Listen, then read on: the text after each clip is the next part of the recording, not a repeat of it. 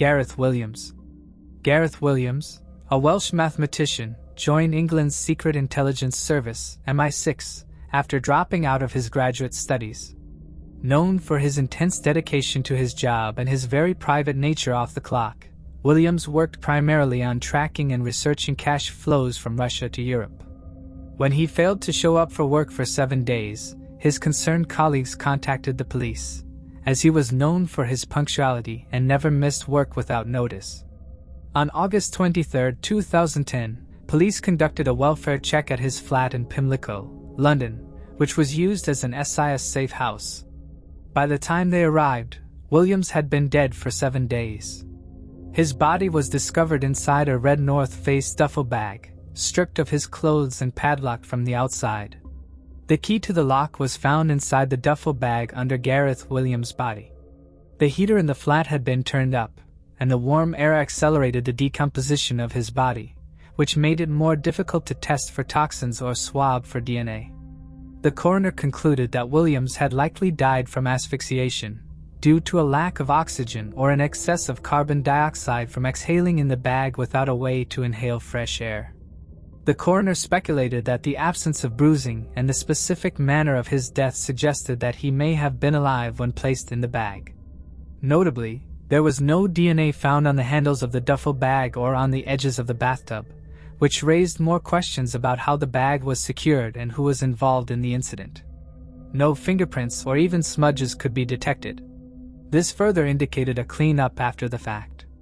Williams was last seen alive on August 15, but not reported missing until August 23.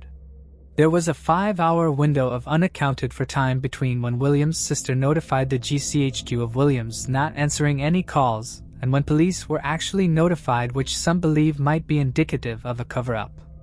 Dr. Fiona Wilcox, the medical examiner on the case, concluded that Gareth Williams' death was unnatural and likely a result of criminal activity. She criticized Scotland Yard for initially classifying his death as merely suspicious and unexplained, rather than as a murder.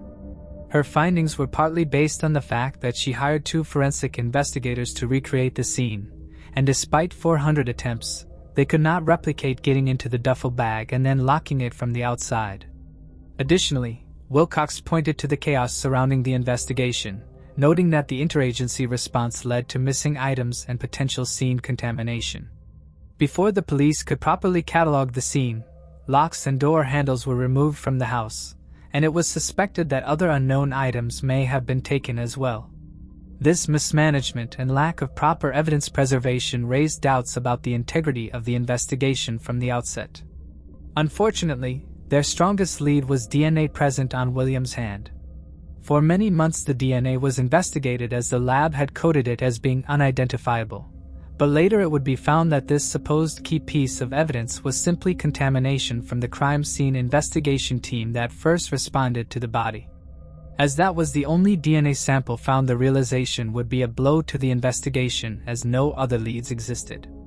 To outside observers it would seem obvious that Williams' death was not an accident at all, but some background evidence focused on by critics of the investigation attempt to throw into question the highly private spy's sexual proclivities. Williams' old landlady testified that her husband and she were awoken by Williams' screams one night, and after rushing to his bedroom, the landlady found William tied to the bed and unable to escape. He apologized profusely and said that he had tied himself up just to see if he could escape and that he would never try something like that again. Whether this act of tying oneself up was sexual in nature or the research of a spy about to be operationally deployed is unknown. The self-asphyxiation angle is furthered by rumors of Williams visiting websites that featured bondage, and some critics of Williams say that predilection could have led to an interest in erotic confinement, which could have led to Williams attempting to tie himself up on the bed as the landlady found, which could have led him to trying to confine himself into a bag. A far-fetched theory indeed. However, this angle is vehemently ruled out by the medical examiner, who insists that this is not a case of autoerotic containment or asphyxiation. Dr. Wilcox, the coroner, however, does not believe that any sort of autoerotic asphyxiation was involved, and that since Williams was, quote, a scrupulous risk assessor, any attempts to get himself into the bag would have been combined with his possessing of a knife for escape. Another angle focuses on multiple Russian embassy cars parked in the vicinity of Williams' house just days prior to his death. As Williams' work was primarily centered around Russian criminal activity and money laundering, he was understandably a target. Additionally, the method of killing is consistent with Russian intelligence modus operandi, poisoning with an unknown biochemical agent. Boris Karpachkov, an ex-KGB agent that served for more than 10 years and ranked as a KGB major, and who is now in the UK's version of witness protection, has a new identity and tells the real story behind Williams' death. While it most certainly wasn't caused by Williams' sexual proclivities, it did involve the KGB blackmailing him with scandalous photos in order for him to become a double agent. Allegedly, Williams was befriended by a fellow GCHQ colleague named Orion, who was actually a double agent for the Russians. Orion introduced Williams to a third party with whom Williams supposedly had a friendly connection.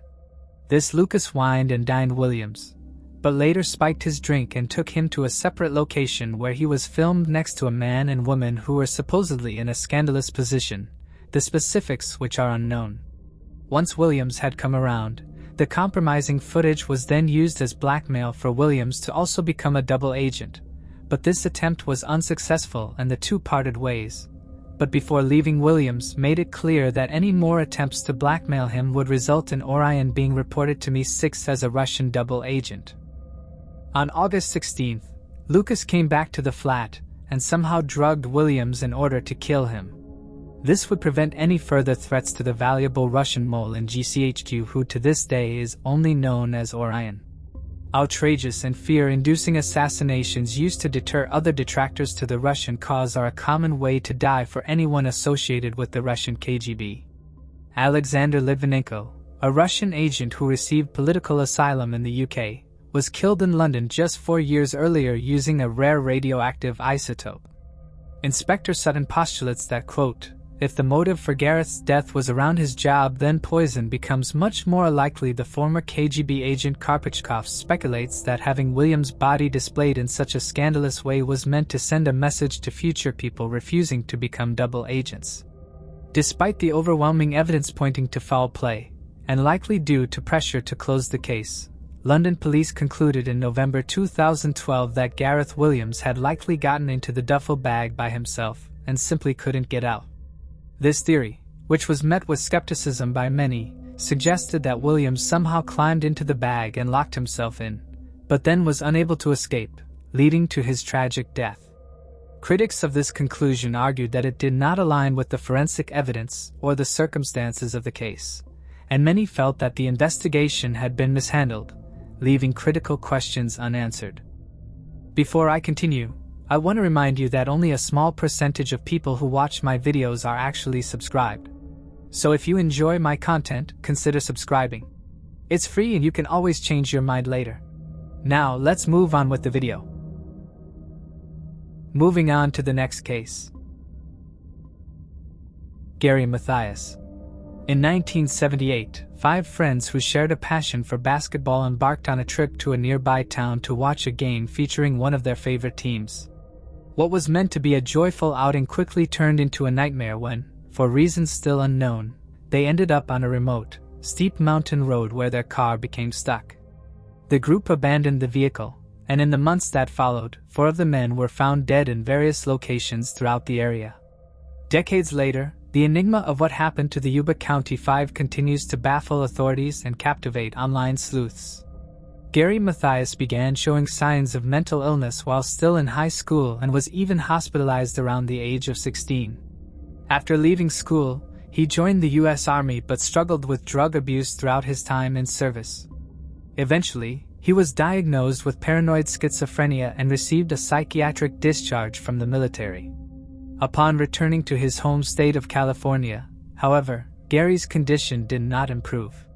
Rather than seeking professional help, Gary continued to self-medicate with illegal substances, leading to multiple arrests for violent attacks on both men and women. In 1974, he managed to escape from a mental hospital while wearing pajamas and hitchhiked roughly 100 miles back to his home. In another escape, he walked 540 miles from Portland, Oregon, to Marysville, California. Eventually, Gary decided to seek proper treatment and began taking medication for his schizophrenia. This led to a noticeable improvement in his behavior. By 1978, Gary was regarded by his doctors as one of our sterling success cases. He was able to maintain a job at his stepfather's gardening business, which supplemented his disability payments from the army. For the 2 years leading up to his disappearance, his behavior was reportedly excellent by all accounts. In the months prior to vanishing, Gary formed friendships with 4 other men. The group, often affectionately referred to by their families as the Boys, all lived with their parents in Yuba City and Marysville, California. Theodore, Ted Wire, the oldest of the group at 32, was described as a slow learner who exhibited a childlike friendliness and trust. It was noted that he would wave to strangers and become upset if they didn't wave back. Ted had worked as a janitor and a snack bar clerk but eventually left these jobs at the urging of his family, who felt his difficulties with learning were causing problems. Jack Madruga, 30 years old, was the second oldest member of the group.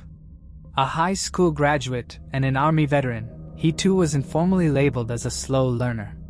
He had recently been let go from his job as a busboy. 29-year-old William Bill Sterling and 24-year-old Jackie Hewitt were both described as having learning disabilities. Jackie was closest to Ted, noted as being a shadow to his friend, and he was known to hate making phone calls. Ted would often answer or make calls on his behalf. Bill was known to be deeply religious and spent many hours reading at the library. The group's favorite pastime was watching or playing sports, with basketball being a particular favorite. They played together on a team called the Gateway Gators, which was supported by a local program for individuals with intellectual disabilities. The day after the men vanished, the Gateway Gators were scheduled to participate in a week-long tournament sponsored by the Special Olympics. The winners would receive a free vacation to Los Angeles, and the group was thrilled about the event, having spent weeks planning and preparing for it. On the evening of February 24, 1978, just one day before the tournament, the group decided to have some fun by watching a basketball game at California State University, as one of their favorite teams was playing. All 5 men climbed into Jack's prized turquoise and white 1969 Mercury Montague. Although only Jack and Gary had driver's licenses, Jack, who was very protective of his car, refused to let anyone else drive it. Just before 10 p.m., the men got back into the car after the basketball game ended. Before making the journey home, they decided to stop at Bear's Market in downtown Chico. The woman working the till that night remembered the group because they came in just as she was about to begin closing up, much to her irritation. The men bought various snacks, 2 Pepsis, and some milk before leaving and getting back into their car. They drove south of Chico and were never seen again. The following morning, the families of the 5 men reported them missing. The police in Yuba County launched a search in and around Chico but were unable to find any trace of the men or their vehicle. It wasn't until February 28 that the first clue emerged, when a forest ranger spotted the Mercury Montague parked along Oroville-Quincy Road. Although he had seen the car on the 25th, he hadn't realized it was linked to the missing men until he later came across a bulletin about the case. At that point, he alerted investigators to his discovery. Inside the car, police found nothing particularly useful. There were wrappers and empty cans and cartons from the items the men had purchased from Bear's Market, programs from the game they'd attended, and a copy of several maps, including one of California. One of the most peculiar things detectives noted, though, was the vehicle's location. It was 70 miles from Chico and nowhere near any routes available at the time that would take them to Marysville or Yuba City. Furthermore, the track that it was on was described as a long, winding, mountainous dirt road, and nobody, including the men's family, could understand why they'd climbed such a road, especially given that they were not prepared for the harsh winter weather. Each man had gone out in a light jacket. They'd made no mention of stopping by anywhere else after the game, and it was unlike them to do so given that they had plans to attend their basketball tournaments the following day. Jack Madruga's parents noted that their son was not fond of cold weather and had never gone up into the mountains. Similarly, Bill's father pointed out that his son was not interested in the outdoors. He'd once taken him on a fishing trip, but he did not seem to enjoy it. The car was around 4,400 feet in elevation around where the snow line was at that time of year. The remainder of the road was closed for the winter. While the car had gotten stuck in snow drifts and there was evidence that the men had attempted to spin the wheels to get it out, investigators believed that the snow wasn't so deep that the 5 men couldn't have pushed it free. They also noted that the keys were missing and initially suspected that the vehicle had in some way failed. But after hot wiring the Montague, they discovered that the car was running perfectly and there was still fuel left in the tank.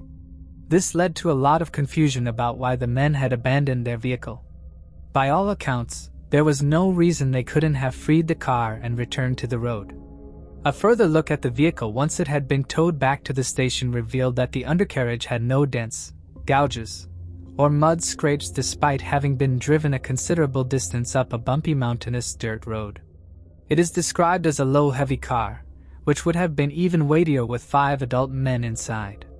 Investigators theorized that the car had been driven very carefully or by someone familiar with the road. However, Jack's parents noted that he would not be familiar with the terrain. And as mentioned earlier, he did not let others drive his car. One other oddity about the vehicle is that it had been left unlocked and with the window rolled down. Jack's loved one stated that it was unlike him to leave the car in such an unsecured state. Further search efforts after this point were abandoned due to the worsening weather. Though no more evidence was collected at this time, the police were inundated with reported sightings of the men in various parts of the state and beyond. Some alleged sightings put them in Ontario, Canada, and others in Tampa, Florida. There was even a supposed sighting of them in a Sacramento cinema in the company of an older man. None of these sightings were ever proven at the time. Police even spoke with psychics at this point who claimed they'd been kidnapped and taken to Arizona or Nevada, while another alleged that they'd been murdered in Oroville in a 2-story red brick house or possibly a red-stained wood house with a gravel driveway and the number 4723 or 4753. One investigator on the case, Yuba County Lieutenant Lance Ayers, even drove around looking for the house for 2 days, but was unable to find it. One witness who is deemed credible by investigators is Joseph Sharms, who was 55 at the time of the disappearance. He told authorities that on the night of February 24th, he had been in the vicinity of where the Montego had been abandoned. According to Joseph, he had a cabin and had driven up intending to check in on the property. At 5:30 p.m. and about 150 feet up the road, however, his vehicle became stuck. In the process of trying to free it, he realized he was experiencing the early symptoms of a heart attack. He returned to his car and kept the engine running to provide heat. 6 hours passed before Joseph saw headlights behind him. At this point, he was lying in his car and experiencing severe pain. The car behind him had a group of people around it, one of whom was a woman with a baby.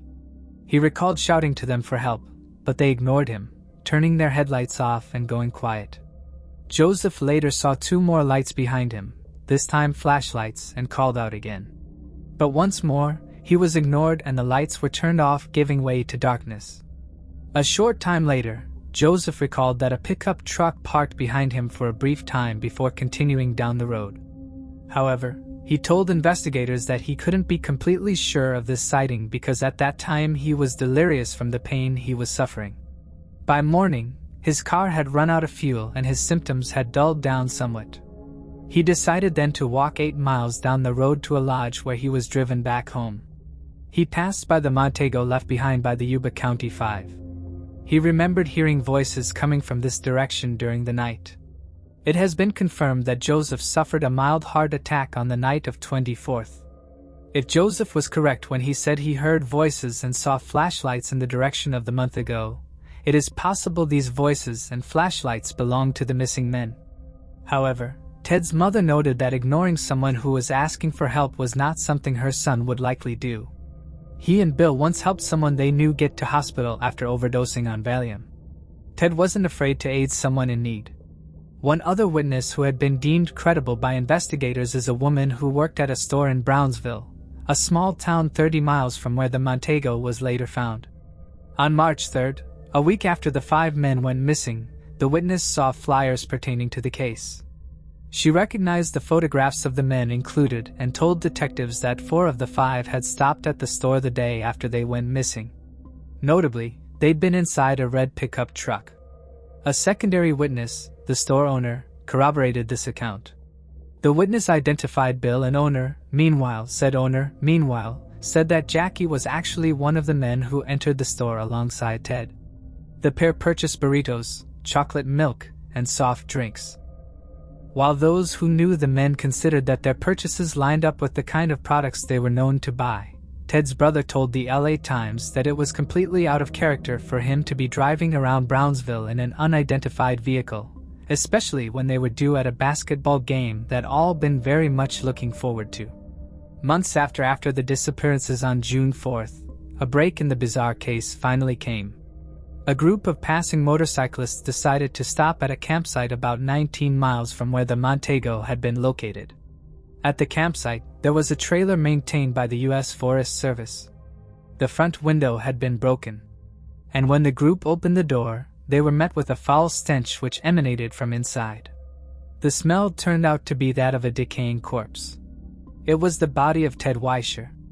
8 sheets had been wrapped around him, including his head, and his feet were badly frostbitten, almost gangrenous. His autopsy revealed that he'd died from a combination of starvation and hyperthermia, and that he'd lost almost half of his 200-pound weight. The growth of his beard indicated that he'd lived for around 13 weeks from when he'd last shaved. Some of his personal possessions remained inside the trailer: a wallet with cash, a nickel ring with Ted engraved on it, and a gold necklace. One thing investigators found that his family could not identify was a gold watch. His family did not believe that it belonged to him, and the families of the other men could not identify it either. Additionally, Ted's shoes were nowhere to be found. Searchers soon discovered further bodies, those of Jack Madruga and Bill Sterling. They were on the opposite side of the road about 11 miles from the month ago. Scavenging animals had fed off Jack's corpse while the bones of Bill had been scattered across a small area. It was determined that both had died of hypothermia, and investigators had speculated that one of the men may have succumbed to sleep, one of the last stages of hypothermia, and the other stayed with him before finally passing away in the same manner. In the days that followed, Jackie's father found his son's backbone under a bush, just 2 miles from the trailer. His shoes and jeans were located nearby and helped to identify the remains. His skull was discovered a further day later, 300 feet from the bush. Dental records confirmed that the remains were indeed those of the 24-year-old. His cause of death was established as hypothermia. About 400 meters from the trailer, searchers found the Forest Service blankets and a rusted torch by the road, but it is unclear how long those items were there. Though authorities distributed Gary's image to mental institutions in California as it was likely that he didn't have his medication, he has never been located. Investigators found Ted's demise to be particularly troublesome given that the trailer contained food, matches, tinder, and even heavy forestry clothing, which would have helped the men keep warm. They discovered that about a dozen C-ration cans from a nearby storage shed had been opened and the contents eaten, but a locker in that same shed hadn't been accessed. It contained enough food for all 5 men to sustain themselves for a year. Similarly, a butane tank that could have been used to continue heating the trailer had been left untouched.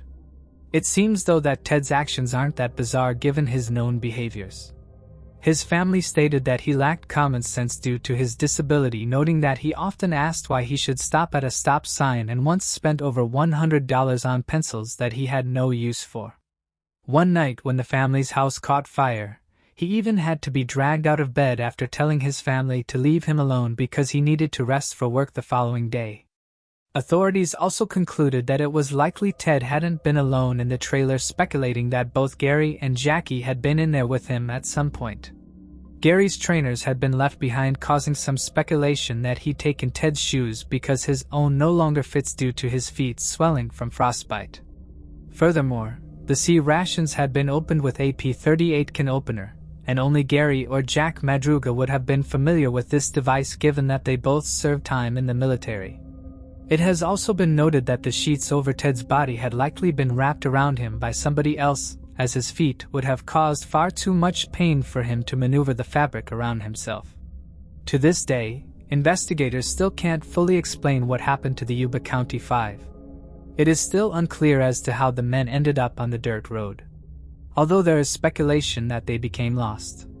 It has also been theorized that most of the men failed to feed themselves or clothe themselves with forestry clothing because they were afraid they would be accused of stealing. It is possible that they didn't start a fire inside the trailer because they had been told in the past not to start fires. Although it has also been suggested that the men thought they'd broken into a private property and did not want to touch anything for fear of being reprimanded or apprehended by police. While authorities learned that Gary had friends in Forbestown and suggested that they got lost driving there, those friends have reportedly said he wouldn't drop by unannounced and that they had made no plans with him. The day before the men disappeared, a USFS snowcat had cleared snow from the roof of the trailer along the road where the Montego was found. Police have speculated that the group may have followed the tracks, mistakenly thinking the trailer was nearby. They theorized that Jack Madruga and Bill Sterling likely died from hypothermia about halfway through the walk, and the remaining 3 men may have broken a window to enter the trailer.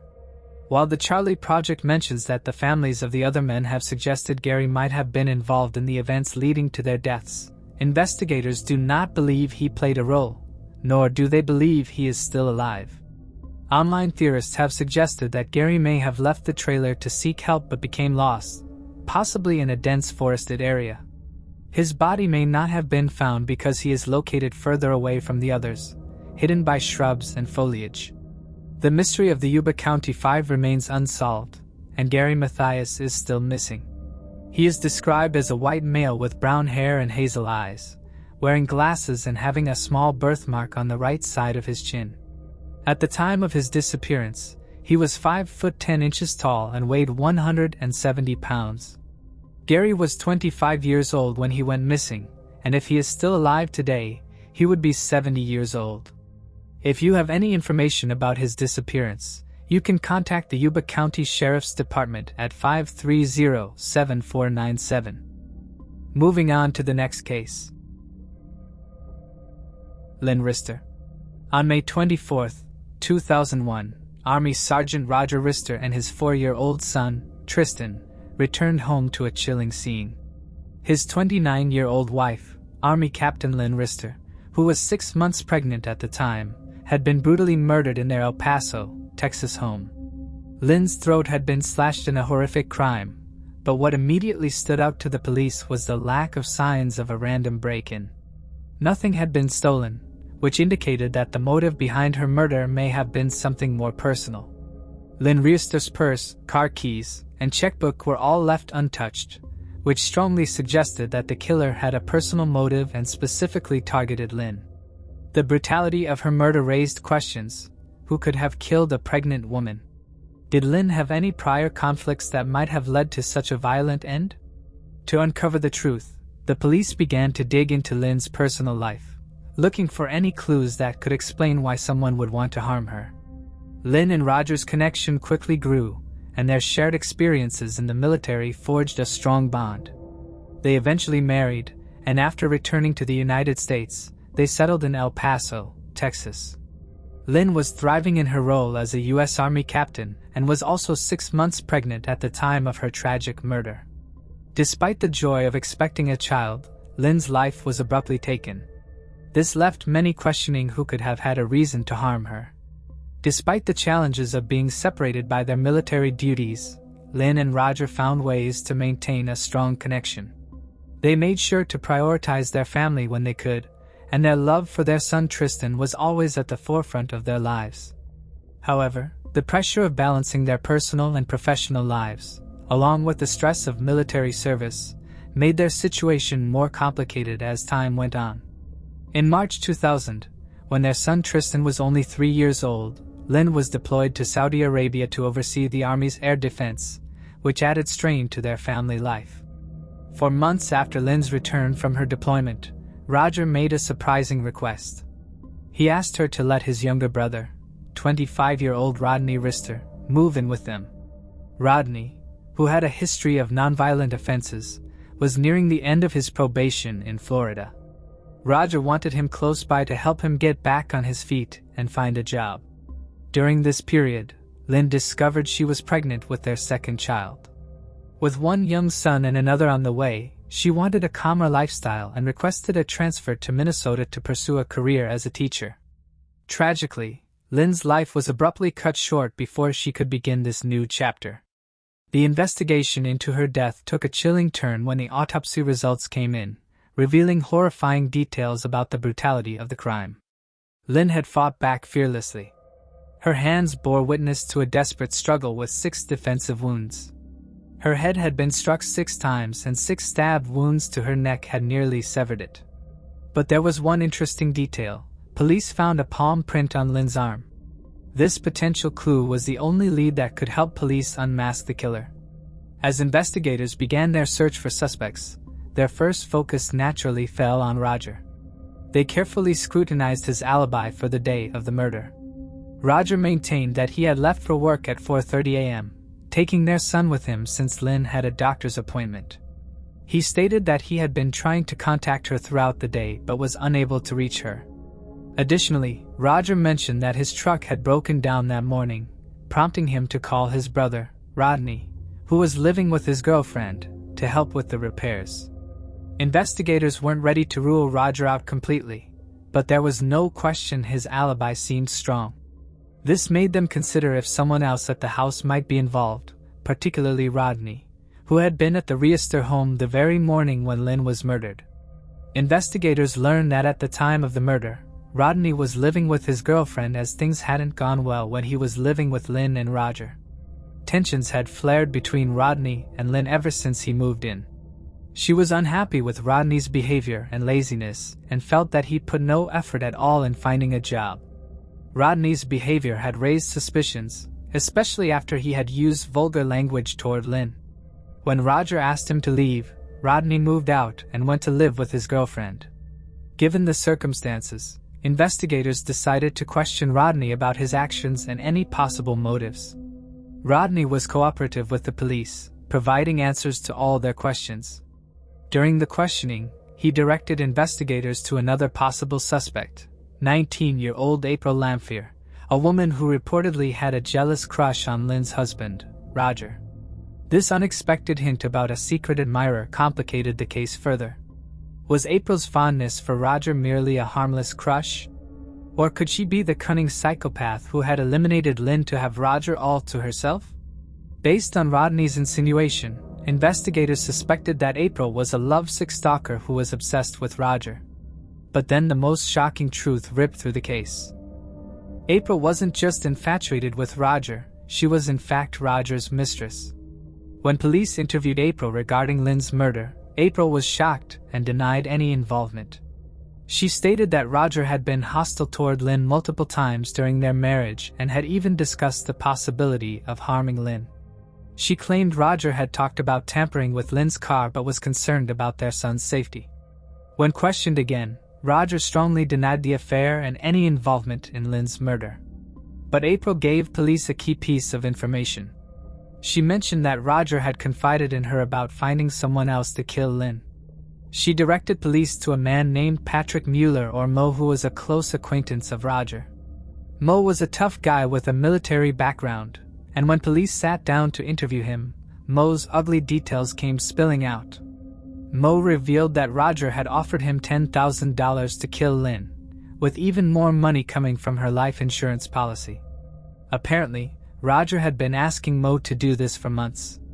Finally, Mo had agreed, but when the moment came, he got scared that a neighbor had seen him lurking outside the Reiser house. He then left without going inside. With multiple suspects, including Roger, the police began looking for physical evidence, hoping to trace the killer with the palm print found on Lynn's arm. Who was this elusive killer? Could April have killed Lynn out of jealousy with a possible accomplice? Had Mo actually entered the house and attacked Lynn due to Roger's persuasion? Or was it Roger who had wanted to eliminate his wife all along? At last, investigators received a match for the palm print, and this evidence was gonna flip the whole case around, leaving police questioning everything they believed so far.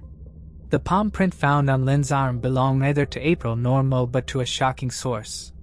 The bloody print belonged to Roger's own brother, Rodney Reiser. Police immediately brought Rodney in for questioning, where he stuck to a claim to have visited Roger and Lynn's house that morning to help with Roger's truck, but had left right after Roger departed. However, the police had already spoken to Roger's girlfriend, and her timeline didn't quite match his story. There was a suspicious gap of unaccounted time in Rodney's alibi. After hours of denial, under the pressure of evidence, and the inconsistencies in his story, Rodney finally cracked and confessed, but his confession wasn't what anyone expected. Rodney wasn't the mastermind behind the murder. He was just a pawn in his brother's twisted plan. Rodney claimed that Roger was driven by a series of selfish motives. The solution in Roger's twisted mind was to eliminate the problem, Lynn. Rodney's chilling account painted Roger as the architect of the murder. He claimed that Roger had used the pretense of fixing the truck to lure him inside the house, showed him where the murder weapon was hidden, and even provided clean clothes for a quick change after the act. The plan was to silence Lynn quickly and prevent her screams by slitting her throat. Rodney recounted the chilling goodbye that Roger had voiced while leaving the house, a thank you for what Rodney was about to do. Rodney claimed that he was initially hesitant upon entering the room, but Lynn had seen him holding the knife, and she reacted immediately. What ensued was a struggle with Lynn pleading for her life against the accusations Roger had supposedly fabricated. Ultimately, Rodney had overpowered her and committed the heinous act. But another complication arose when Rodney later retracted his confession, alleging it was coerced by police who threatened him with harsher charges. But despite his shifting story, the police continued to pursue leads based on Rodney's claims. Shockingly, they found 6 people who confirmed Roger's rage at Lynn. 2 of these individuals even alleged that Roger had previously approached them to assist in the murder. With these additional pieces of evidence, the case against Roger began to solidify. But the question remained, was Rodney a reluctant accomplice or a cunning manipulator trying to shift the blame to his brother? The investigation was far from over. As police dug deeper into Roger's background, what emerged was a complex, unsettling picture. Roger was not the faithful husband he pretended to be. While Lynn faced deployments, including a difficult stint in Saudi Arabia in 1996, Roger indulged in a party lifestyle back home. He threw wild gatherings at the home where he invited unknown people and even teenagers, all while his son Tristan was present at the house. Lynn felt helpless since she was far away and could only express her frustration through messages on their answering machine. She pleaded with Roger to stop the partying, communicate more, and help out financially. Lynn tried hard to maintain their relationship for Tristan's sake. She and Roger even went on dates and tried to start fresh. Then came the devastating discovery of Roger's affair with April, which had begun in August 2000 while Lynn was still in Saudi Arabia. Even after Lynn's return, the secret affair continued. Roger would spend time at April's place and even invite her to their own home when Lynn was at work. While April played a part in the destruction of their relationship, Roger was far from innocent. He actively betrayed Lynn's trust while she was deployed overseas and created the emotional distance that allowed the affair to take root. Even after being caught, he continued to lie and manipulate her. Lynn, on the other hand, addressed the issues head-on through counseling and tried to rebuild a loving relationship, but in the end, her efforts were tragically in vain. The case against Roger morphed into a suffocating web of suspicion with each new piece of evidence. Police spoke to some of Roger's old friends that he had partied with while Lynn was away. One such friend, Sarah Woods, testified at Roger's trial. Back in May 2001, at a nightclub, Roger had confided a shocking plan to Sarah. He wanted to hire someone to kill Lynn. Another friend, Brian Broxton, shared a similar story. The day before Lynn was killed, Roger had asked him if he knew anyone who would kill someone for money. Brian had been planning to report it, but before he could, the police arrived with the tragic news of Lynn's murder. Despite the mounting evidence, Roger denied everything. He claimed that he loved Lynn and their son and that he had been working on their relationship and planning a happy future with their second child to complete the family. But the evidence was no match for his protests. On May 29, 2001, both Roger and his brother, Rodney, were arrested by police. Rodney faced a possible death penalty with a high bond while Roger's bond was lower. Even with the arrests, some people were in disbelief. A friend of Lynn's named Bridget said Lynn had never mentioned any problems with Roger, and the police confirmed there were no past reports of domestic violence. It seemed like there wasn't much evidence against Roger other than the disturbing things he'd said to his friends. The investigation revealed a dark side to Roger's story. At just 27 years old, he was charged not only with Lynn's murder but also for soliciting to murder. Roger's younger brother, Rodney, went on trial first. He faced the death penalty for murder, but during the trial, the judge heard arguments that Rodney had acted out of loyalty to his brother, not for money. In the end, Rodney wasn't sentenced to death, but he was found guilty of murder and given a life sentence in prison. Roger's trial came next. At first, he faced murder charges too, but because his brother Rodney wouldn't testify against him, those charges were dropped. Despite Roger's continued claims of innocence, the jury found him guilty of attempting to have Lynn killed, based on testimonies from his friends who confirmed his involvement in the plan. The sentencing, which imposed 4 concurrent life sentences with the possibility of parole in 2031, marked the legal conclusion of the case, though Roger's persistent assertions of being wrongfully convicted cast a lingering shadow. His conviction closed a painful chapter for Lynn's family, but it left many questions unresolved for those still grappling with the motivations behind the crime. Lynn Reister's memorial service was a poignant moment, marking the loss of a woman who had dedicated her life to service and her family.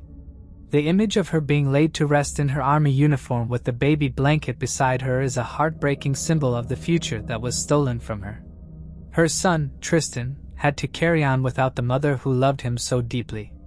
The story of Lynn's tragic death, filled with shocking revelations and unanswered questions, continues to stir emotions and leave many wondering about the true nature of the events that led to her untimely demise.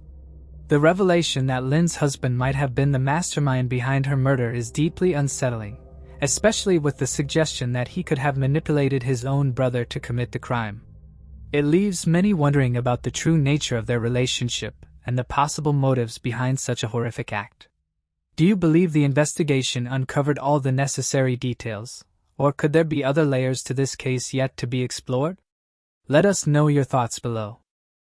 Moving on to the next case. Yakov Glusman. In the early hours of April 7, 1996, Officer Freeman noticed a man discarding large black trash bags near the riverbank on Madison Street, New York. When Freeman approached, the man froze in place. 2 nearby cars with trunks full of garbage bags immediately drew the officer's suspicion. Upon inspection, Freeman made a horrifying discovery. The bags contained blood-stained tools, soaked clothing, and most disturbingly, a dismembered body cut into 66 pieces in an incredibly gruesome manner. The man disposing of the bags identified himself as 40-year-old Vladimir Zelenin. Police eventually determined the identity of the victim, 48-year-old Yakov Glusman, a renowned cancer researcher and billionaire, who had tragically fallen prey to Vladimir's sinister actions. However, the case took a shocking twist when Vladimir mentioned the name Rita Glusman, Yakov's wife. This revelation raised a crucial question: what was Rita's connection to this horrific event? Did Rita conspire to murder her husband, or was Vladimir simply shifting blame to divert suspicion and avoid punishment? To grasp the full picture, we must rewind and learn more about the man at the heart of this tragedy, Yakov Glusman. Who was he, and what part did he play in this devastating chain of events? Born on January 2, 1948, Yakov Glusman was a renowned scientist celebrated worldwide for his groundbreaking contributions to cancer research. Yakov and Rita Glusman had known each other since childhood in Ukraine, which was then part of the Soviet Union. Rita, born in Chernigov, Ukraine, in 1948, was the eldest daughter of Paula and Leip Shapiro, both Holocaust survivors. Her upbringing was profoundly shaped by witnessing the tragic loss of close family and friends during the Nazi occupation, giving her a distinctive outlook on life. Meanwhile, Yakov's brilliance as a researcher made it nearly impossible for him to obtain a visa to leave the Soviet Union. After leaving for Israel in February 1970, Rita discovered she was pregnant with their son. Meanwhile, Yakov sacrificed his academic career in the Soviet Union by taking a simple job as a carpenter to make it easier for them to emigrate. With help from Jewish groups, Rita pushed the United Nations to reunite her with Yakov in America. She also went on an 18-day hunger strike near the UN and pressured the US Senate to help reunite her with Yakov. Her efforts forced the Soviet Union to let Yakov join her in the West. The couple eventually reunited in the United States in 1972, allowing Yakov to resume his scientific pursuits. 5 years later, in 1977, they settled in Long Island, New York. By 1987, Yakov had founded Harbor Laboratory, a pharmaceutical company in New York, while Rita, with Yakov's assistance, launched her own technology company, ECI Technologies. That same year, Yakov advanced his career further by becoming the director of molecular biology at Lytle Laboratories in Rockland County. While managing ECI Technologies, Rita had to take the tough decision of relocating to Long Island as Yakov worked in Rockland. But as time went on, the family became more successful and moved into a spacious residence in the rich area of Upper Saddle River, New Jersey. If Rita and Yakov truly had a happy marriage, then Zalinan's claims don't add up. Could he be fabricating this entire story to hide a more sinister motive, like eliminating Yakov for financial gain? Before we jump to conclusions, to get a full picture, let's rewind to the time when Jacob's spa dye was found. On Easter Sunday, April 7, 1996, Officer Freeman stumbled upon a disturbing scene at the river's edge in a parking lot. The first thing he noticed was two cars with their trunks wide open. Nearby stood Vladimir Zelenin, wearing a t-shirt and a single glove on his right hand, as he hurled large black trash bags into the river. As Freeman cautiously approached, he observed blood splatters on Zelenin's pants and shoes, along with the surgical glove, which was also stained with blood. The smell of drying blood hung in the air. While investigating further, Freeman found a bag with bloody tools, a hacksaw, axes, knives, and a scalpel, and another bag with blood-soaked clothes. Shockingly, the trunks of the two cars revealed 8 more bags, and they contained the tragically dismembered remains of Yakov Glusman. His body was cut into 66 pieces, a gruesome act that even involved removing his nose and lips. Officer Freeman stood with Vladimir Zelenin with blood-stained pants. He was Russian and could barely communicate in English. Shockingly, he revealed that Rita Guzman was Vladimir's cousin and that she played a crucial role in helping him immigrate to the United States just 11 months prior. The chilling revelation unfolded as Vladimir confessed that it was actually Rita who forced him into the unthinkable act of taking Yakov's life. The following day, when authorities in Bergen County arrived at Rita's home, she had already left along with her passport. This raised concerns among prosecutors that she might have fled overseas. However, as Zelenin was detained in Bergen County, Rita was supposedly heading for Long Island. It was evident that she was aware that the authorities would be searching for her. During her journey, she briefly stopped in Ville, stealing a set of New York license plates from a parked car to make her vehicle less conspicuous with its New Jersey tags. Even though investigators in both jurisdictions had not officially declared Rita as a suspect in her husband's death, there was little doubt that she had orchestrated the killing and now was running away from the police. A public alert was issued emphasizing their intention to speak with her. Rita stayed out of sight for 6 days following her husband's death. Eventually, the police found her in Cold Spring Harbor, Long Island on April 12, 1996. The discovery took place during a routine cleaning round at the Hawk's Nest cabin when a cleaning lady spotted Rita breaking into a guest cabin. This cabin was owned by a former company where her husband had worked. The woman had mistaken Rita for a thief and promptly alerted the police about the situation.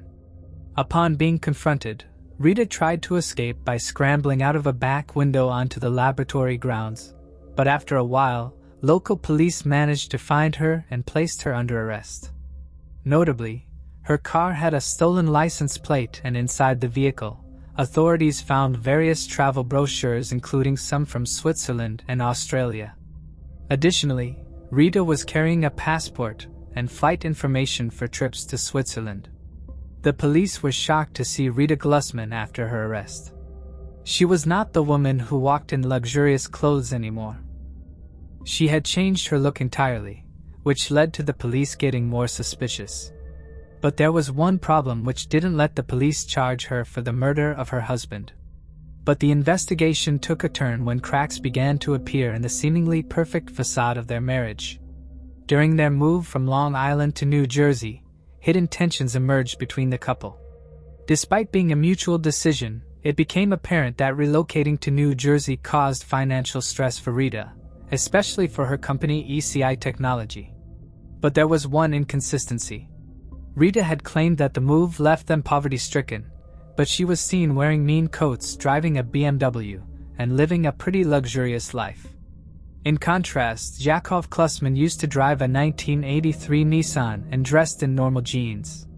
In the summer of 1995, Yakov Glusman moved out of the New Jersey house and rented a second-floor apartment in Pearl River, a few blocks from work. By September of that year, Yakov Glusman had started a romantic relationship with a woman he had previously met while visiting his family in Israel. In 1994, the relationship between Yakov and Rita had irreparably deteriorated. Yakov was advancing his career as a cancer researcher, while Rita's technology company was facing financial ruin. By the fall of 1994, during a telephone conversation with his father, Jacob had admitted that his 25-year marriage to Rita was falling apart. Shortly after, in December 1995, Yakov Glusman filed for divorce. Despite his generous divorce offer, Rita declined it. During their divorce proceedings, the ECI Technology company became a focal point. Rita wanted sole ownership of the company, while Yakov insisted on properly reviewing its financials before he agreed to any terms. Hearing this, Rita was devastated. When Yakov initiated the divorce, he cited marital cruelty as the reason. 4 months later, in 1996, tragedy struck as the couple's 25-year-old son lost his life while serving in the Israeli army, which added more strength to their already fragile relationship. Rita found herself growing desperate, and some observed her behavior becoming erratic despite receiving $90,000 from Yakov when he moved out a year earlier in 1995. She struggled to curb her desires for luxury. In an attempt to halt the divorce, Rita Glusman hired a private investigator to find any damaging information against Yakov. She resorted to illegal actions like wiretapping Yakov's phone and even threatened to poison his girlfriend with the AIDS virus. When these schemes failed to prevent the divorce, Rita Glusman began plotting to take his life.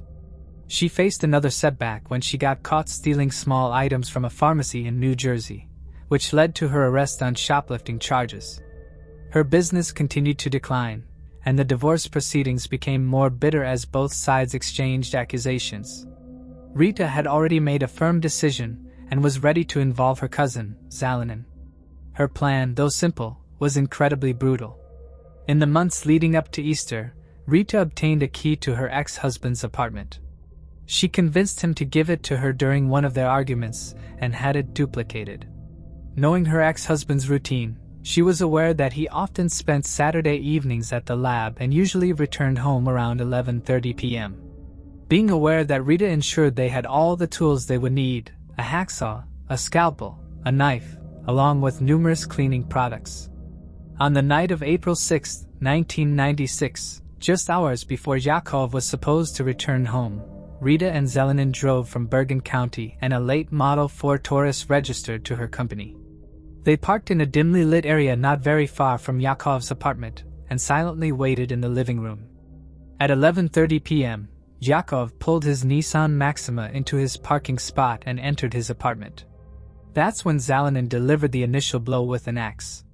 In the darkness, he couldn't precisely see where he hit Yakov, but the scientists collapsed to the floor. Rita, filled with rage and vicious force, then attacked her husband. At one point, Her axe slipped, striking Zalanin on the right hand, which caused continuous bleeding. Rita insisted they had no time to spare and would look into Zalanin's wound later. Grabbing a knife from the bag, she plunged into her ex-husband's chest to ensure he was not alive. They dragged his bloody corpse into the bathroom, proceeding to dismember the body. Rita insisted on making sure no piece of the man was large enough to be identified. They cut off his fingertips to prevent fingerprint identification, and even removed his nose and lips to make sure anybody who might discover the body could never recognize him. While Zeleny continued butchering the body, Rita went on a cleaning frenzy, attempting to remove any evidence of the crime. Only one neighbor, Kathy Armstrong, residing a floor below Yakov, heard something thumping and banging around 3 a.m. on April 7, 1996. Little did she know, they were disposing of what remained of Yakov, his body parts and bloody clothing stuffed into 9 plastic garbage bags. The tools used for the gruesome task were crammed into another bag. Subsequently, the bags were loaded into the trunks of the 2 cars. Zalanin would then return to East Rutherford, dispose of Guzman's remains in the Passaic River, and then get rid of the car before sunrise. However, a hitch occurred. They were off schedule.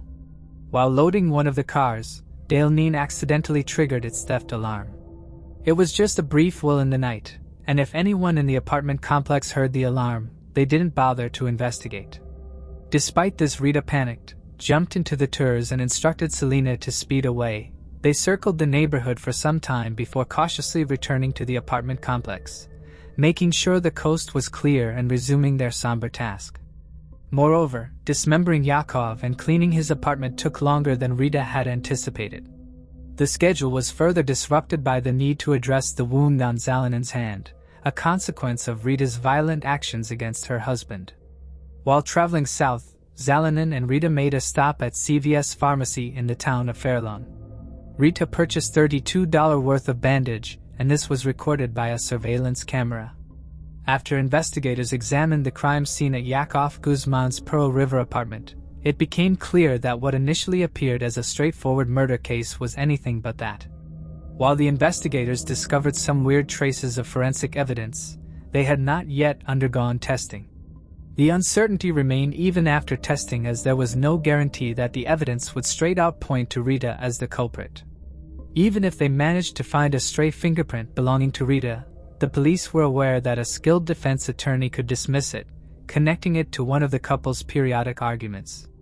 At this stage, the police lacked concrete evidence and relied solely on Zalanin's confession. However, this posed a challenge, as New York state law dictated that a murder case couldn't rest on the testimony of an accomplice unless supported by additional witnesses or compelling evidence, which was currently absent. The day after Rita's arrest, her attorney, Michael Rosen, tried to secure bail, citing the unusual nature of the case. Even though there was the possibility of murder charges, the judge rejected bail, and this prompted Rosen to file a felony examination. Prosecutors had 48 hours to prove Rita was dangerous, and there was a risk of her fleeing again for her to be held without bail. Rosen succeeded, as the police were unable to provide sufficient evidence, and Rita left for jail after paying $250,000 bond. But then, a call from an FBI agent changed everything. In a surprising turn, Rosen was directed to bring Rita to the U.S. Federal Court building in White Plains. This was unexpected, and Rosen was confused about why the federal government was getting involved. As Rosen and Rita arrived, the reason became clear. While Michael Rosen had been focused on securing bail for Rita, local authorities had collaborated with federal prosecutors and planned a unique approach to charge her for her involvement in her husband's death. In a concise 4-page complaint, federal prosecutors used the 1994 Domestic Violence Statute, officially named the Violence Against Women Act. It was a bold move.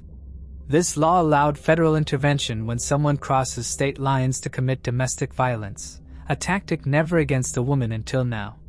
However, it provided the authorities with the leverage needed to prosecute Rita. Notably, it granted them the freedom to use Zalanin's testimony. Later, Zalanin explained in court how the whole incident took place and how they dismembered Yakov. The police brought in additional evidence, including eyewitness accounts from Yakov's neighbors who spotted a couple floating bags into a car at 3 a.m. on April 7, 1996. A drugstore clerk identified Rita as the distressed woman purchasing bandages and antiseptic at 4 a.m. on the same morning. Furthermore, a private investigator hired by Rita to spy on her husband and his lover confessed to her controlling nature. On April 30, 1997, over a year and a half after Yakov's death, Rita faced the U.S. District Court Judge Barrington Parker. She insisted that she didn't kill her husband. The jury, persuaded by Zelenin's testimony, found Rita guilty of murdering Yakov, dismembering his body, and planning to dispose of him in the river. The judge sentenced her to life in prison. Once celebrated as a symbol of freedom for an entire class in the Soviet Union, Rita now faced a grim reality behind bars. In May 1997, Vladimir Zelenin was sentenced to 22.5 years in prison for his role in the crime. Decades later, in 2020, Rita Glusman was released on compassionate grounds due to her deteriorating health, which included multiple strokes and early-stage Parkinson's disease. Rita's plea for a second chance to avoid spending the rest of her life in prison was carefully considered by the judge, despite a heartfelt letter from Yakov's brother expressing horror and fear over her potential release. Ultimately, the judge allowed her to return home. Yakov Glusman's life had unraveled tragically due to a fractured marriage, a heartbreak made even more painful by the fact that his wife, once regarded as a symbol of freedom, was at the center of it. Instead of resolving their issues peacefully, their relationship descended into a nightmare. Thanks for watching. I hope you enjoyed exploring these intriguing cold cases with me. If you found the video fascinating, don't forget to give it a thumbs up and subscribe to Cold Case Mystique for more deep dives into unsolved mysteries. Your support helps me bring you more compelling content. Leave a comment below with your thoughts or any cases you'd like me to cover next. See you in the next video, and remember, the search for truth never stops.